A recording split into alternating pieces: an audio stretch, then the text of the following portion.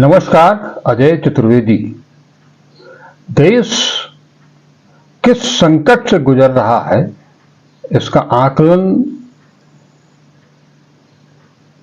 हर किसी को है। हर कोई ये बात समझ रहा है कि देश में किस कदर महंगाई बढ़ी है, बेरोजगारी बढ़ी है और तमाम सारी दिक्कतें हैं। और सबसे बड़ी जो चीज है वो अमीरी और गरीबी के बीच की जो खाई है वो इतनी गहरी हो गई है पिछले 10 सालों में, जिसे पाटना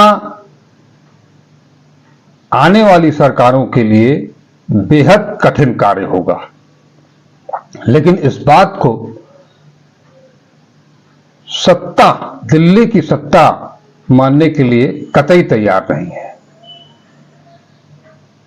ऐसी जो सूचनाएं आ रही हैं वो सूचनाएं इतनी घातक हैं, मर्मस्पर्शी हैं कि एक बार केवल सूचना जान करके दिल दहल जाता है कि आज की स्थिति इस देश में क्या है। वहीं अगर इससे निपटने का कोई बीड़ा उठाता है, उसके लिए कोई प्लेटफॉर्म, कोई घोषणा करता है कि हम इन चीजों से देश को, देश की जनता को मुक्त कराने का प्रयास करेंगे, तो उस प्रयास को सत्ता, दिल्ली की सत्ता के सर्वोच्च पद पर आरूढ़ राजनेता उसे मुस्लिम लीग का दस्तावेज करार देते हैं। वो ये भूल जाते हैं कि ये जो पार्टी युवा न्याय की बात कर रही है, नारी न्याय की बात कर रही है, किसान न्याय की बात कर रही है, श्रमिक न्याय की बात कर रही है, हिस्सेदारी न्याय की बात कर रही है, वो पार्टी कांग्रेस जिसने सत्ता में रहते हुए ग्रामीणों को रोजगार मुहैया कराने के लिए मनरेगा जैसी योजना लागू की, बच्चे इस देश के भविष्य शिक्षित हो सकें, इसके लिए राइट टू एजुकेशन दिया। आप सरकार के किसी भी मंत्रालय या विभाग में किसी तरह की अगर कोई लापरवाही हो रही है तो उसे आप जान सकते हैं, ये जन सूचना का अधिकार दिया। फूड सिक्योरिटी भी कांग्रेस ने ही दी। आज 10,000 किलोमीटर की यात्रा पूरी करने के बाद उससे जो फीडबैक मिला, कांग्रेस के पूर्व अध्यक्ष राहुल गांधी को, उसके आधार पर सबसे पहले उन्होंने नौकरी की गारंटी दी। हर शिक्षित युवा को 1 लाख की अप्रेंटिसशिप का अधिकार देने की घोषणा की। भर्ती का भरोसा दिया, 30 लाख नौकरियां देने का वादा किया है। पेपर लीक से मुक्ति, पेपर लीक रोकने के लिए नए कानून और नीतियों को लागू करने का भरोसा दिया है। गिग वर्कर सुरक्षा, गिग वर्कर के लिए बेहतर कामकाजी नियम और संपूर्ण सामाजिक सुरक्षा का वादा किया है। युवाओं के लिए 5,000 करोड़ का नया स्टार्टअप फंड लागू करने का वादा किया है। महिलाओं के लिए एक गरीब परिवार की एक महिला को हर साल 1 लाख रुपए उसके खाते में देने का वादा किया। केंद्र सरकार की नई नौकरियों में 50% महिलाओं को आरक्षण दिया। शक्ति का सम्मान, जिस शक्ति शब्द के नाम पर हमारे प्रधानमंत्री को ऐसा लगता है कि वो नारियों का अपमान किया जा रहा है। शिवाजी पार्क मुंबई में एक शक्ति शब्द का इस्तेमाल राहुल गांधी ने किया था।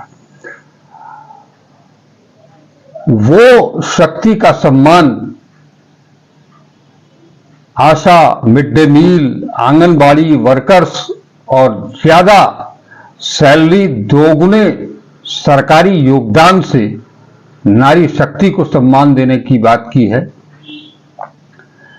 महिलाओं को कानूनी हक और सरकारी योजनाओं में जानकारी देने वाली एक अधिकारी सहेली हर पंचायत में नियुक्त करने का वादा किया है। सावित्रीबाई फूले हॉस्टल ये कामकाजी महिलाओं के लिए होंगे। किसानों के लिए सही दाम, एमएसपी की कानूनी गारंटी स्वामीनाथन फार्मूले के साथ, कर्ज मुक्ति, कर्ज माफी प्लान प्रभावी ढंग से लागू करने के लिए परमानेंट आयोग, बीमा भुगतान का सीधा ट्रांसफर कराने के लिए फसल नुकसान पर 30 दिन के अंदर सीधे खाते में पैसा ट्रांसफर करना, उचित आयात निर्यात नीति, किसानों की सलाह से नई इंपोर्ट एक्सपोर्ट पॉलिसी बनाना, जीएसटी मुक्त खेती, किसानों के लिए जीएसटी हटाने जैसी घोषणा, दैनिक मजदूरी 400 रुपया मनरेगा में लागू होगी, एक 25 लाख रुपए का हेल्थ कवर, मुफ्त इलाज, अस्पताल, डॉक्टर, दवा, टेस्ट, सर्जरी, शहरों के लिए भी मनरेगा जैसी नई योजना, असंगठित मजदूरों के लिए जीवन और दुर्घटना बीमा, सुरक्षित रोजगार के तहत मुख्य सरकारी कार्यों में कॉन्ट्रैक्ट सिस्टम मजदूरी बंद, हिस्सेदारी में सामाजिक व आर्थिक समानता के लिए हर व्यक्ति हर वर्ग की गिनती, संवैधानिक संशोधन द्वारा 50% सीमा हटाकर एससी, एसटी, ओबीसी को आरक्षण का पूरा हक, एससी, एसटी सब प्लान की कानूनी गारंटी, जितनी एससी, एसटी जनसंख्या उतना बजट यानी ज्यादा हिस्सेदारी, जल, जंगल, जमीन का कानूनी हक यानी वन अधिकार कानून वाले पट्टों का 1 साल में फैसला, अपनी धरती अपना राज, जहां एसटी यानी अनुसूचित जनजाति सबसे ज्यादा है वहां पेशा लागू किया जाएगा। क्या ये सारी चीजें मुस्लिम लीग का दस्तावेज है? किस कोने से? आज इस देश को इन सब चीजों की जरूरत है। मैं उसका उदाहरण आपको देता हूं कि पिछले 2018 से लेकर के 2023 के बीच में इस देश में गरीबी, भूखमरी, महंगाई के चलते उत्तराखंड के 24 गांव ऐसे हैं जहां से ग्रामीणों का पलायन हो गया है, पूरा का पूरा गांव खाली हो गया है। आजादी के बाद ये पहली बार होगा कि उत्तराखंड के 24 गांव में का एक भी व्यक्ति वोट डालने की स्थिति में नहीं होगा, क्योंकि वो गांव खाली हो चुके हैं। ये मैं नहीं कह रहा हूं, ये पलायन आयोग की रिपोर्ट में दर्शाया गया है। इन गांवों को निर्जन घोषित कर दिया गया है। इन गांवों में अब कोई नहीं रहता। ये गांव उत्तराखंड के अल्मोड़ा, टिहरी, चंपावत, पौड़ी, गढ़वाल, पिथौरागढ़ और चमोली जिले के हैं। पलायन आयोग की दूसरी रिपोर्ट फरवरी 2023 में जारी हुई थी, जिसमें बताया गया था कि 2018 से 2022 तक उत्तराखंड की 6,436 ग्राम पंचायतों में अस्थायी पलायन हुआ है।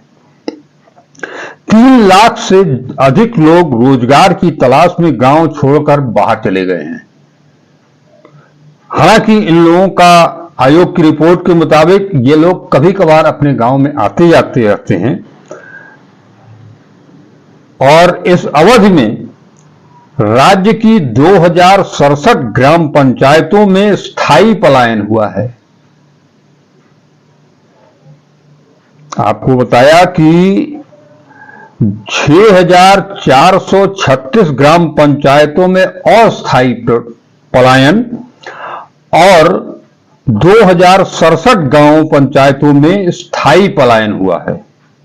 लोग रोजगार, शिक्षा और स्वास्थ्य को लेकर इतने बेहाल हुए कि उन्होंने अपना गांव ही छोड़ दिया, अपनी पैतृक संपत्ति छोड़ दी, वो जहां पीढ़ियों से रहा करते थे, अपनी मातृभूमि को उन्होंने छोड़ दिया। इसके पीछे जिम्मेदार कौन है? आलम यह है कि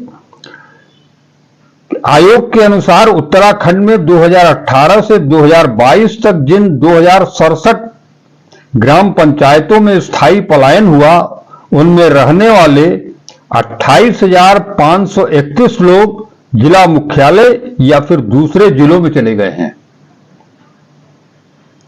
पलायन करने वालों में से सर्वाधिक 35.47% लोग आसपास के कस्बों में चले गए हैं काम की तलाश में। एक डाटा भी है जिसके अनुसार टेहरी गढ़वाल के 9 गांव, चंपावत के 5 गांव, पौड़ी गढ़वाल के 3 गांव, अल्मोड़ा के 2 गांव और चमोली के 2 गांव से लोगों का पलायन हो चुका है। क्या इस तरफ सरकार का ध्यान नहीं है? ये पलायन आयोग की रिपोर्ट क्या सरकार में बैठे लोग पढ़ते नहीं हैं? क्या पलायन आयोग इस सत्ता से, दिल्ली की सत्ता से उसका कोई सरोकार नहीं है? हो भी कैसे? ये किसी को डरा कर, धमका कर उसे अपने में मिलाने या वोट की राजनीति में सहायक नहीं है, जैसे कि ईडी, सीबीआई, इनकम टैक्स और चुनाव आयोग है। अब अगर कांग्रेस, अगर राहुल गांधी, सोनिया गांधी, प्रियंका गांधी, मल्लिकार्जुन खड़गे अपना न्याय पत्र जारी करते हैं और इन सब ऐसी परेशानियों से, ऐसी दिक्कतों से जनता को निजात दिलाने की कोशिश करते हैं, उसकी गारंटी देते हैं, तो वो मुस्लिम लीग का दस्तावेज हो जाता है। आप खुद इसकी विवेचना करें, इसे समझें और लोगों को समझाने की कोशिश करें कि ये देश किस हाथ में है और किन हालातों में पहुंच चुका है। हम पिछले 70 साल की बात, 75 साल की बात नहीं कर रहे हैं। उसे पिछले 75 सालों में जो कुछ भी हुआ वो आपको दिखाई दे रहा है, लेकिन ये जो गांव में पलायन हुआ, इसे आपसे छुपाया जा रहा है। ये नेशनल मीडिया, इलेक्ट्रॉनिक मीडिया आपको कभी नहीं दिखाएगा, कभी नहीं बताएगा। ये हकीकत है। तो कृपया ऐसे समाचारों पर ध्यान दें। हालांकि ये समाचार आज बड़ी प्रमुखता के साथ हल्द्वानी से दैनिक हिंदुस्तान में छपी है। भानु जोशी की ये रिपोर्ट है। मैं जोशी जी साहब को धन्यवाद देता हूं, उनकी हिम्मत को दाद देता हूं कि आज के समय में प्रिंट मीडिया में इस तरह की खबर प्रकाशित करने का जो उन्होंने दम दिखाया है, इसके लिए वो साधुवाद के पात्र हैं। मित्रों, आज यहीं तक। हम फिर मिलेंगे, इस तरह की सूचनाओं के साथ आपसे रूबरू होते रहेंगे, आपको जागरूक करते रहेंगे, कराते रहेंगे।